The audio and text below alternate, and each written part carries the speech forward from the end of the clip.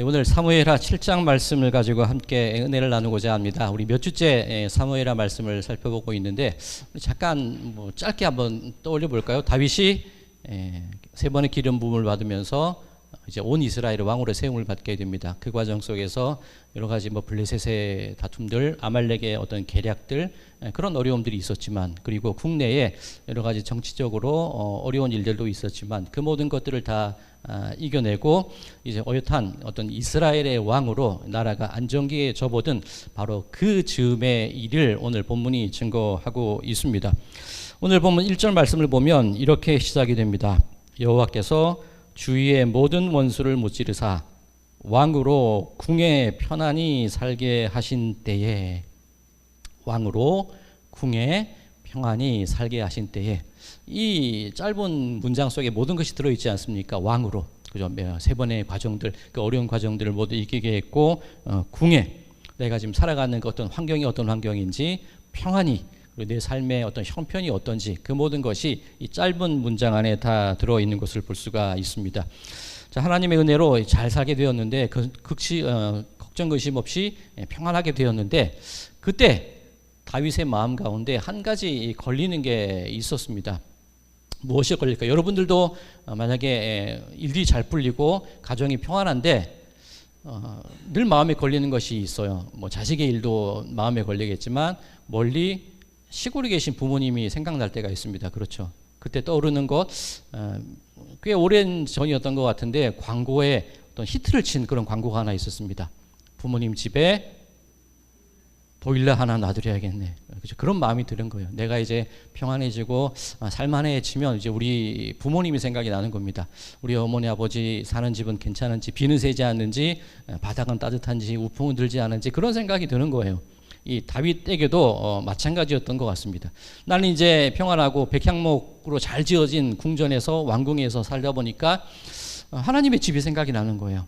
그 여러 가지 우여곡절 끝에 하나님의 언약궤가 다시금 돌아오기는 했지만 여전히 휘장 가운데 머물러 있었다는 겁니다. 여전히 장막 가운데 하나님의 궤가 놓여 있었다는 겁니다. 우리 아버지 집을 지어드려야겠다, 그 마음이 다윗에게 들기 시작했다는 겁니다. 그렇다면 이 성전을 짓는다는 것, 그것이 어떤 의미가 있을지 여러 가지 관점으로 한번 살펴볼 터인데, 다윗과 솔로몬과 지도자들의 관점에서 성전을 짓는다는 것은 어떤 의미가 있을까? 그것을 먼저 살펴볼 것이고, 두 번째로 그렇다면 백성들은 그 성전을 짓는 것에 대해서 어떤 반응, 어떻게 그 성전에 대해서 생각하고 있는지 그것을 살필 것이고, 세 번째 하나님의 관점에서 하나님은 과연 그 성전을 어떻게 바라보고 계실까? 그것을 차근차근 한번 살펴보도록 하겠습니다. 자, 먼저 다윗의 마음은 어땠을까요? 다윗의 마음은 오늘 본문에 나와 있습니다. 2절과 3절 말씀 가운데 나와 있는 것처럼 나는 백향목 궁에 살거늘 하나님의 궤는 휘장 가운데 있도다.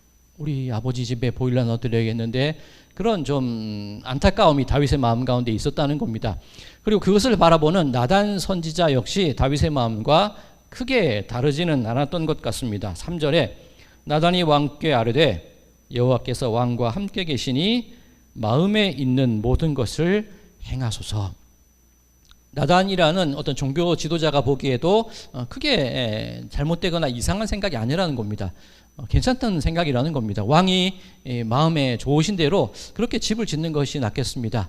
뜻대로 행하십시오. 그렇게 다윗과 나단이 그런 마음을 품었다는 것입니다. 지도자의 마음은 하나님을 섬기는 일에 집을 짓는 것이 좋겠습니다. 그런 결론을 냈다는 겁니다.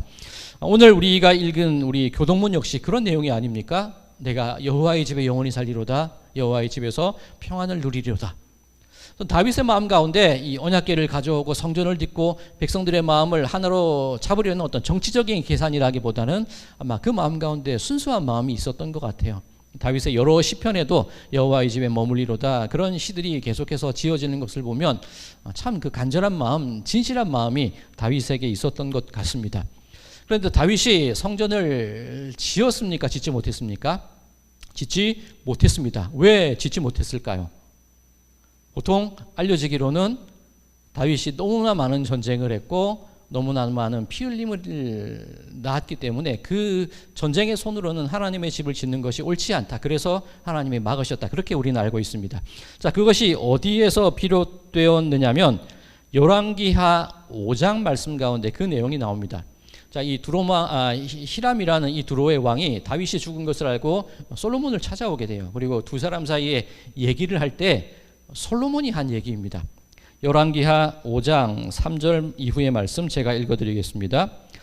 당신도 알거니와 내 아버지 다윗이 사방의 전쟁으로 말미암아 그의 하나님 여호와의 이름을 위하여 성전을 건축하지 못하고 여호와께서 그의 원수들을 그의 발바닥 밑에 두시기를 기다렸나이다. 이제 내 하나님 여호와께서 내게 사방의 태평을 주심에 원수도 없고 재앙도 없나이다. 솔로몬이 생각하기에 우리 아버지 다윗이 그렇게 성전 짓기를 원했는데 우리 아버지 손에 너무나 많은 피를 묻혔다는 거예요. 그래서 성전을 못 지었는데 이제 내 마음 가운데에도 하나님의 전을 지어야겠다. 아버지의 뜻을 따라야겠다. 그 마음을 들었다는 겁니다.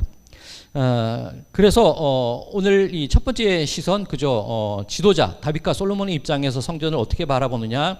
다윗의 마음은 하나님의 집 여호와의 전을 사모하는 마음이 있었고 나단의 마음은 괜찮습니다. 왕이 뜻대로 하옵소서. 그 솔로몬의 마음은 우리 아버지가 이루지 못한 그 뜻을 내가 이루어 나가는 것이 맞겠습니다. 대체적으로 지도자들의 관점 속에는 진짜 그것이 하나님의 뜻이고 아버지의 뜻이고 일반적인 뜻이다. 그런 결론을 내린 것 같습니다.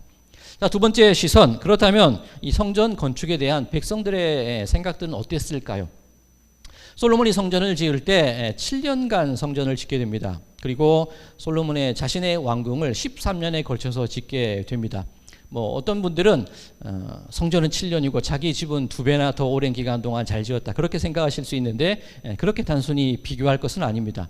이 성전이라는 것은 그 당시 언약궤를 놓고 그죠? 하나님께 제사를 우리가 지금 드리는 이 교회처럼 성도들이 모여서 들어가는 그런 성전의 개념은 아닙니다.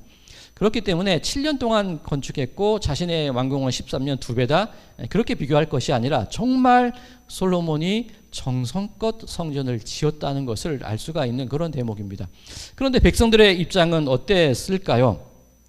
솔로몬이 죽고 나서 그 왕에 대한 평가는 비교적 공정하게 내려지는 것을 볼 수가 있습니다. 그렇죠. 한 사람에 대한 평가는 그 사람의 어떤 권력이 살아있는 그 당대가 아니라 그 사람이 죽고 난 이후에 평가가 보통 잘 내려집니다. 솔로몬이 죽고 난 이후에 백성들의 평가가 어땠는지 제가 읽어드리겠습니다. 열왕기상 12장 3절과 4절 말씀입니다. 무리가 사람을 보내 그를 불렀더라. 여로보암과 이스라엘의 온 회중이 와서 르호보암에게 말하여 이르되, 이 르호보암이 솔로몬 왕의 아들입니다. 이 솔로몬이 죽은 이후에 아들 르호보암이 왕으로 세워지고 백성들이 이제 모여서 이 왕 앞에 나간 그런 상황입니다. 4절 왕의 아버지가 우리의 멍에를 무겁게 하였으나 왕은 이제 왕의 아버지가 우리에게 시킨 고역과 매운 무거운 멍에를 가볍게 하소서. 그리하시면 우리가 왕을 섬기겠나이다. 백성들의 평가는 어떻습니까? 솔로몬이 왕이 된 이후에 계속해서 건축을 했어요. 성전을 건축하고 자신의 왕궁을 건축하고 자신의 어떤 후궁들을 위한 왕궁들을 건축하고 계속해서 그 나라의 집권 시기 동안 건축과 역사들이 끊이지 않았다는 겁니다. 백성들의 반응은 하나님의 성전, 아름다운 성전 그 마음이 아니라 너무나도 힘든 시간이었고 우리들이 짊어진 멍에가 너무나 무겁습니다. 그 반응입니다. 하나님의 성전을 향한 백성들의 반응은 멍에로 다가왔다는 겁니다. 멍에. 그러니까 지도자들과 백성들의 반응이 상반되죠. 그렇다면 이제 우리가 살펴보아야 될 것은 바로 하나님의 관점은 어떤 마음이었을까? 이제 그것을 살펴보아야 하는 것입니다. 자, 이제 오늘 본문 말씀입니다. 사무엘하 7장 한번 펼쳐 놓으시고요. 이제 우리가 3절까지 봤으니까 이 4절과 5절과 6절 한번 읽어보겠습니다. 7절까지네요. 우리 교독 한번 해볼까요? 사무엘하 7장 4절에서 7절입니다. 시작. 그 밤에 여호와의 말씀이 나단에게 임하여 이르시되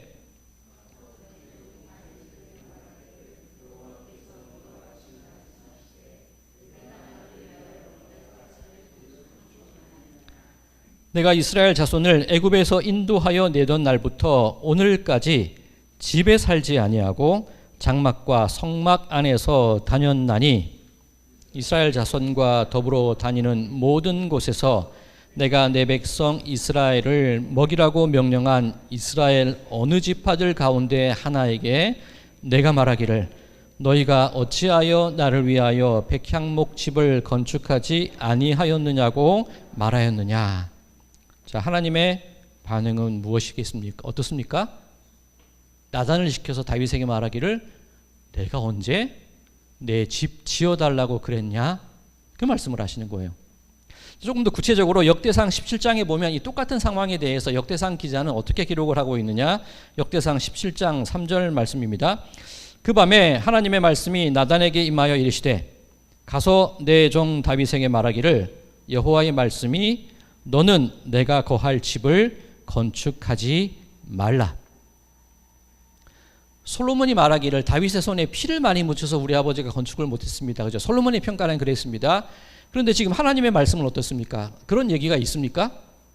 네가 피를 많이 흘려서 전쟁을 많이 해서 못 짓는다. 그런 얘기는 없습니다. 뭐 이 부분에 대해서는 솔로몬의 말이 맞는지 아닌지는 지금 우리가 가진 어떤 자료로서는 확인이 될 수 없지만 어쨌든 하나님의 마음은 집을 짓지 말라는 겁니다.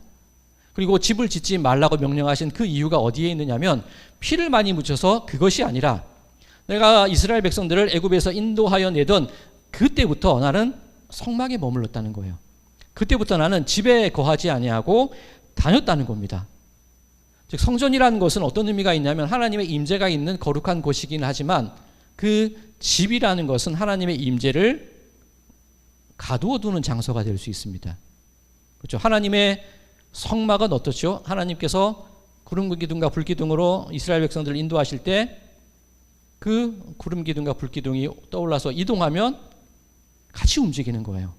하나님의 명령에 의해서 가자 그러면 가는 것이고 쉬자 그러면 쉬는 것이고 멈추자 그러면 멈추는 것입니다. 즉 성전이라는 것, 성막이라는 것의 원래의 의미는 하나님의 뜻에 내 모든 것을 맡기는 겁니다. 집을 지어놓고 하나님이 계시니까 내가 언제든지 그곳에 가서 하나님을 만나야지 그 뜻이 아니라 하나님께서 내가 이끄는 곳으로 따라와야 되고 내가 어디에 있든지 간에 너희들이 원할 때 내가 만나주는 것이다. 그것이 원래의 하나님의 임재, 하나님의 성막, 하나님의 성전의 의미입니다. 다니시는 거예요. 아까 우리 권사님 기도하실 때 또 성령의 바람이라는 그런 표현을 쓰셨는데 바로 그거예요. 하나님의 영은 바람처럼 부셔서 어느 한 곳에 머물러 계신 것이 아니라 당신의 뜻에 따라서 우리들을 이끌고 옮기시고 인도하는 그 능력이 하나님의 바람, 하나님의 모습이라는 겁니다. 하나님의 임재라는 겁니다. 자, 그렇다면 우리가 세 가지 시선을 살펴봤는데 지도자들의 마음은 그 마음 가운데 진실함은 있기는 있었지만 굳이 따져보면 하나님의 뜻에 맞는 마음이었나요? 그렇지 않은가요? 맞는 마음은 아니었다는 거예요. 하나님은 불고 싶은 대로 부시고 인도하고 싶은 대로 인도하시고 가시고 싶은 대로 가시고 하지만 그곳이 어디든지 간에 이스라엘 백성 곁을 떠나지 않고 늘 함께 하신 것이 하나님의 모습이셨다는 겁니다. 그렇다면 지도자들의 마음에 순수한 동기로 시작됐을지는 모르겠지만 그들의 어떤 순수함과 그들의 열정이 백성들을 힘들게 했고 백성들의 마음 가운데 멍에를 짊어졌다는 느낌을 들게 만들었다는 거예요. 그리고 실제로 이 솔로몬이 죽은 이후에 백성들이 이 르호보암에 가서 멍에를 좀 가볍게 해주십시오 부탁을 했죠. 그런데 그것을 듣지 않아요. 그 일을 계기로 이스라엘이 남과 북으로 나뉘어지는 결정적인 원인이 되고 말았습니다. 즉 성전의 건축이라는 것, 지도자들의 욕심과 자신들의 바램대로 밀어붙였을 때 나라가 쪼개지고 나누어지고 백성들이 멍에를 짊어지는 그런 결과를 가져왔다는 거예요. 오늘날 우리들도 이 부분을 참 주의 깊게 살펴봐야 됩니다. 우리가 가지고 있는 어떤 종교적인 열정이나 종교적인 바램들, 그것이 하나님의 뜻에 맞는지 아닌지 그것보다 우리들의 마음의 어떤 열정과 우리들의 마음의 방향을 더 원할 때가 많아요. 이 정도는 해야 되지 않을까? 이 정도는 해야 돼, 건축해야 되고 만들어야 되고 노력해야 되고 그것이 우리들의 마음인데 어떻게 보면 엉뚱한 일을 하고 있는 것이 우리들은 아닌지 그것을 살펴보아야 한다는 것입니다. 자, 그렇다면 하나님께서 성전을 짓는다는 것, 하나님의 집이 어떤 의미를 가지고 있을까? 오늘 본문을 통해서 조금 더 자세히 한번 살펴보겠습니다. 자, 우리 7절까지 살펴봤으니까 8절 말씀 읽겠습니다. 8절 제가 읽어드리겠습니다. 그러므로 이제 내 종 다윗에게 이와 같이 말하라. 만군의 여호와께서 이와 같이 말씀하시기를 내가 너를 목장 곧 양을 따르는 데에서 데려다가 내 백성 이스라엘의 주권자로 삼고. 자, 한번 과거를 떠올려 보자는 겁니다. 다윗이 어떤 사람이었습니까? 아버지 이새의 집에서 베들레헴에서 목동으로 있던 사람입니다. 그 목동이었던 다윗을 이끌어내어서 내가 백성 이스라엘의 주권자로 하는 겁니다. 하나님께서 한번 떠올려 보자는 거예요. 그죠? 그때 기름 부음 받고 유다의 왕으로 기름 부음 받고 온 이스라엘의 왕으로 기름 부음 받고 그 모든 절차와 과정들을 통해서 하나님께서 다윗을 연단하시고 차츰차츰 주권이 있는 자로 세워 주셨다는 그 말씀이지요. 자, 9절입니다. 내가 가는 모든 곳에서 내가 너와 함께 있어 내 모든 원수를 내 앞에서 멸하였은즉 땅에서 위대한 자들의 이름같이 내 이름을 위대하게 만들어 주리라. 어떻습니까? 이 하나님의 그 출애굽하신 그 모습과 똑같지 않습니까? 내가 너와 함께 있어 내 모든 원수를 내 앞에서 멸하였다. 이스라엘의 어떤 민족으로 이루어가는 과정, 가나안으로 들어가는 과정과 똑같지 않습니까? 내가 너와 늘 함께 있고 늘 너희를 지켰고 너희를 세워줬고 여기까지 인도하지 않았느냐? 집이 문제가 아니라는 거예요. 하나님의 인도하심이 문제라는 겁니다. 하나님이 계속 하나하나 설명해 주고 계시는 겁니다. 자, 이제 10절 말씀입니다. 내가 또 내 백성 이스라엘을 위하여 한 곳을 정하여 그를 심고 그를 거주하게 하고 다시 옮기지 못하게 하며 악한 종류로 전과 같이 그들을 해하지 못하게 하여. 이제 이스라엘의 삶을, 다윗의 삶을, 백성들의 삶을 옮겨 다니고 유랑하고 떠돌아다니는 그런 신세가 아니라 한 곳에 머물러 있게 하셨다. 그 말씀입니다. 제가 몇 주 전에 그런 말씀드렸습니다. 어린 왕자에서 사막에 있는 꽃이 사람들을 향해서 뭐라고 했다 그랬죠? 사람들은 참 불편하겠어. 뿌리가 없잖아. 꽃들의 입장에서는 한 곳에 진득하게 뿌리 내리고 안정적으로 살아가는 것이 꽃의 입장에서는 그게 바른 삶이에요. 어린 왕자에서 꽃이 말하기를 그 사람들이 어느 바람에 어디로 흘러갔는지 모르겠어. 그렇게 얘기를 합니다. 즉 떠다니지 않고 한 곳에 머물러 살아갈 수 있다는 것, 그것이 하나님의 은혜라는 겁니다. 계속해서 11절은 상반절까지만 읽겠습니다. 전에 내가 사사에게 명령하여 내 백성 이스라엘을 다스리던 때와 같이 아니하게 하고 너를 모든 원수에게서 벗어나 편히 쉬게 하리라. 사사 시대의 특징이 어떻습니까? 자기 소견에 옳은 대로 자기들 마음대로 살아갔던 것이 사사 시대 백성들의 모습입니다. 그런데 그때처럼 이제 살지 않겠다는 겁니다. 죄짓고 싶은 대로 죄짓고 너희들 마음대로 살아가던 그런 때도 있었는데 이제는 그때가 아니라는 겁니다. 이제는 하나님께서 그 주권대로 그 모든 이스라엘 백성들의 삶을 인도하셔서 떠돌이지 않고 유랑하지 않고 머물러 살 수 있게 뿌리 내려 살 수 있게 그 모든 것들을 다 마련해 주셨다는 겁니다. 이제 하나님의 언약이 이루어지는 것이죠. 자, 이제 11절 하반절입니다. 저 중요한 말씀인데 우리 함께 읽을까요? 이 조금 전 읽은 부분 뒷부분부터입니다. 11절 하반절 시작. 여호와가 또 내게 이르노니 여호와가 너를 위하여 집을 짓고. 누가 누구를 위하여 집을 짓습니까? 여호와가 너희를 위하여 집을 짓는다는 거예요. 다윗은, 솔로몬은, 지도자들은 우리가 하나님의 집을 지어드려야 되지 않을까 그 생각을 하고 있는데 하나님의 마음은 너희들이 내가 살 집을 짓는다고? 내가 너희들을 위하여 집을 지어줄게. 그렇게 말씀을 하시는 거예요. 자, 이 말씀, 이 지금 읽은 이 11절 말씀 다시 한번 좀 살펴볼 텐데 사사시대 때가 어떻게 했냐고, 어떻게 했다고 그랬죠? 이스라엘을 다스린 데와 같이 아니하게 하고 너를 모든 원수에게서 벗어나 편히 쉬게 하리라. 그죠? 그리고 편히 쉬게 하고 그를 위해서 하나님께서 집을 지어 주신다는 겁니다. 편히 쉬게 하리라 하면 어떤 말씀이 떠오릅니까? 편히 쉬게 하리라. 수고하고 무거운 짐진 자들아 다 내게로 오라. 내가 너희를 쉬게 하리라.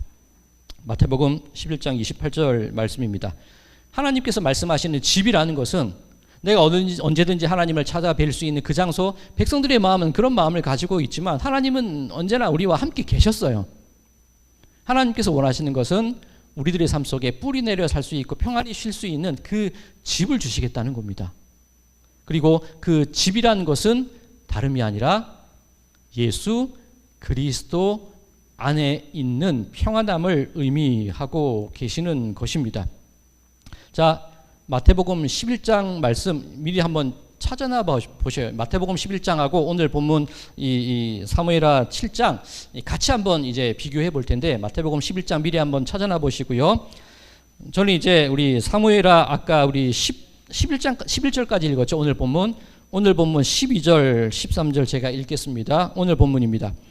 내 수완이 차서 내 조상들과 함께 누울 때에 내가 내 몸에서 날 내 씨를 내 위에 세워 그의 나라를 견고하게 하리라. 그는 내 이름을 위하여 집을 건축할 것이요 나는 그의 나라 왕위를 영원히 견고하게 하리라. 자, 하나님이 다윗에게 주시는 말씀이에요. 자, 네가 누울 때에 네 몸에서 날 씨를 통하여서 내가 그 나라를 견고하게 할 것이고 네 몸에서 날 그 씨를 통하여서 내가 집을 지을 것이다. 그렇게 말씀을 하십니다. 이 말씀을 근거로 솔로몬이 하나님이 이렇게 약속하셨잖아. 내 아버지 다윗이 이루지 못한 그 성전을 짓는 꿈을 나도 이루어야지. 솔로몬이 이 말씀을 근거로 그렇게 생각을 하는 겁니다. 물론 맞습니다. 솔로몬의 입장에서 다윗의 씨가 솔로몬이니까 솔로몬이 집을 짓는 것은 맞습니다. 그런데 지금 오늘 본문 하나님께서 다윗의 씨를 통하여 평안히 쉴 수 있는 집을 짓게 하시겠다는 이 말씀은 솔로몬에게 하신 그 말씀일까요? 아니면 조금 더 넓게 이 말씀을 바라봐야 될까요? 넓게 이 말씀을 바라보아야 합니다. 더 넓은 눈으로 하나님의 약속을 살펴보아야 합니다. 앞서 마태복음 11장 28절에 수고하고 무거운 짐진 자들아 다 내게로 오라, 그 말씀이 있었습니다. 자, 마태복음 11장 펼쳤을까요? 자, 28절에 수고하고 무거운 짐진 자들에 있었죠. 바로 그 위 27절을 한번 읽어보겠습니다. 마태복음 11장 27절 시작. 내 아버지께서 모든 것을 내게 주셨으니 아버지 외에는 아들을 아는 자가 없고 아들과 또 아들의 소원대로 계시를 받는 자 외에는 아버지를 아는 자가 없느니라. 하나님께서 말씀하신 내 씨에서 난 그 사람이 집을 짓겠다. 그 아들이 누구입니까? 마태복음 11장 27절에 의하면 예수님이에요. 솔로몬이 백향목으로 집을 짓고 백향목을 가져와서 하나님의 성전을 아름답게 지었다고는 하는데 그것이 백성들의 멍해가 되었습니다. 실제로 솔로몬이 성전 건축과 자신의 왕궁 건축을 끝난 이후에 무슨 일을 저지르냐면 그 목재값, 건축 자재값으로 갈릴리 땅 11성읍을 두루왕 히로에게 줘버려요. 땅의 주인은 하나님입니다. 결코 땅을 팔지 못하게 되어 있습니다. 그런데 솔로몬은 하나님의 성전을 건축한 그 건축비를 대기 위해서 땅을 갈릴리를 팔아버려요. 그 후로 갈릴리는 여러 이방 민족으로부터 침입을 받아서 개만도 못한 취급을 받게 되는 아픈 역사가 솔로몬으로부터 시작이 돼요. 성전 건축이라는 그 명분 때문에 갈릴리의 그 아픔이 시작이 된 것을 볼 수가 있습니다. 한 사람의 착각과 한 사람의 욕심과 지도자들의 그 잘못된 판단으로 인해서 백성들에게 이 큰 멍해가 짊어지게 되는 거예요. 하나님의 뜻을 잘못 이해하게 되었을 때. 하나님의 집은 예수 그리스도를 의미하는 것입니다. 자, 이제 앞서 솔로몬이 성전을 건축하면서 그것이 백성들에게 멍해가 되었다고 했었죠. 우리 마태복음 11장 펼쳐놓고 계신데 우리가 지금 27절, 28절을 읽었습니다. 그러면 29절과 30절을 읽어야 됩니다. 29절, 30절 함께 읽겠습니다. 시작. 나는 마음이 온유하고 겸손하니 나의 멍에를 메고 내게 배우라. 그리하면 너희 마음이 쉼을 얻으리니 이는 내 멍에는 쉽고 내 짐은 가벼움이라 하시니라. 솔로몬의 잘못된 판단으로 인하여서 백성들이 무거운 멍에를 짊어졌다고 말씀드렸습니다. 예수님은 뭐라고 말씀하시죠? 내 멍에를 메고 내게 배우라. 그러면 너희 마음 가운데 쉼이 있을 거라는 거예요. 평안이 있을 거라는 거예요.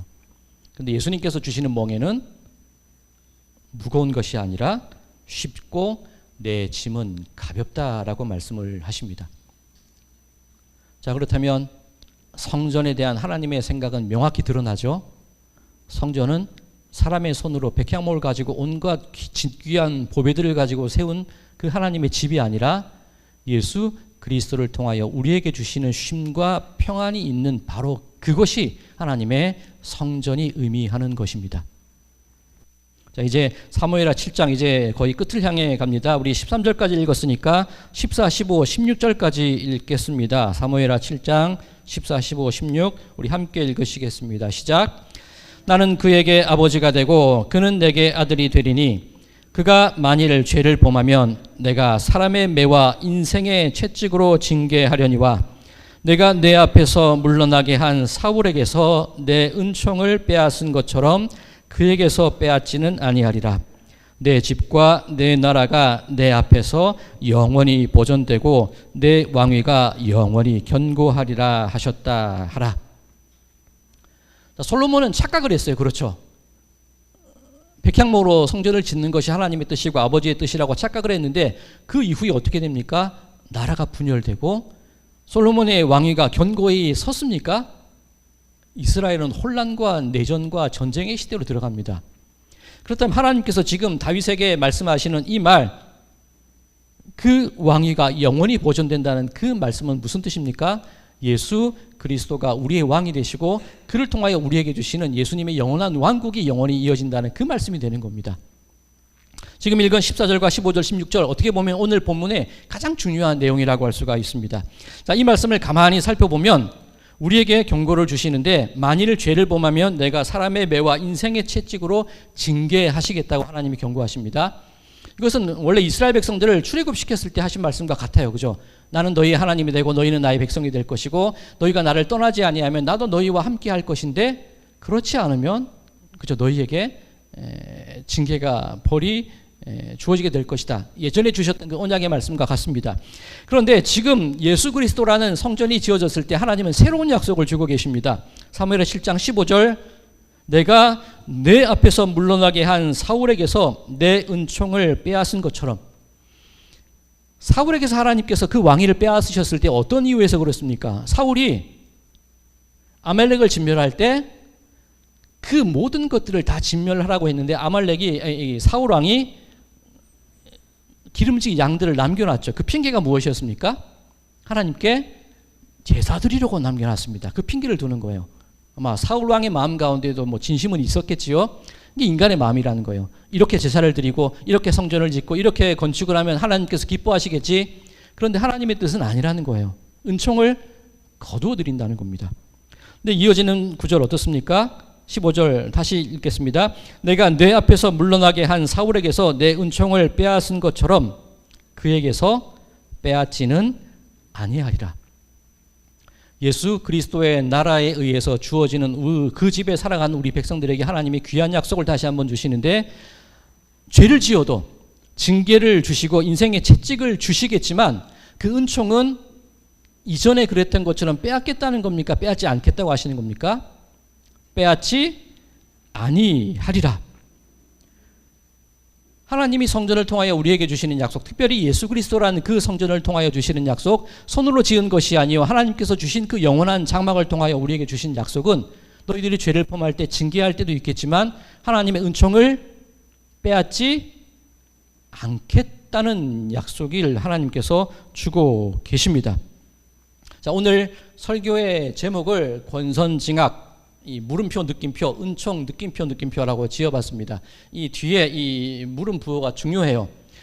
우리들 생각은 어떻습니까? 권선징악, 그죠? 이대로 세상에 돌아가면 좋을 것 같아요. 나쁜 놈들은 벌 받고 선한 사람들은 더욱더 잘 사는 세상이 됐으면 좋겠습니다. 이게 우리들이 바라는 마음이에요. 그리고 정말 저 나쁜 놈은 지옥에 가야 돼, 벌 받아야 돼, 그런 형벌이 주어졌을 때 통쾌함마저 느낍니다. 그리고 우리들의 생각 속에는 어쩌면 교회는, 하나님의 나라는 선한 사람들만 들어가는 곳이야, 그런 마음을 품고 있는지도 모르겠습니다. 그런 의미에서 저는 권선징악에 물음표를 하나 붙였어요.